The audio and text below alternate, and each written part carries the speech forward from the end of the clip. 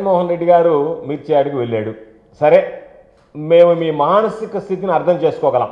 ఎందుకంటే గత 2 రోజులుగా కృష్ణా గుంటూరు ఏదైతే ఈరోజు జగన్మోహన్ రెడ్డి గారు 2 సార్లు పర్యటించాడో దాని మీద మీరు రకరకాలైనటువంటి విమర్శలు చేయవచ్చు. ఏదేదో మాట్లాడుతున్నారు, నోటికి వచ్చినటువంటిదంతా మాట్లాడుతున్నారు.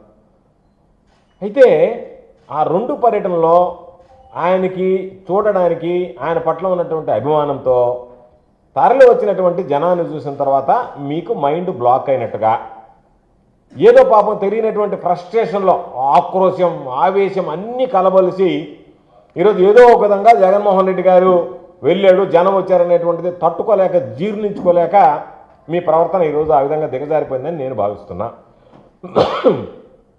ఎందుకంటే అచ్చెన్నాయుడు మాట్లాడాడు, చంద్రబాబు నాయుడు గారు మాట్లాడారు.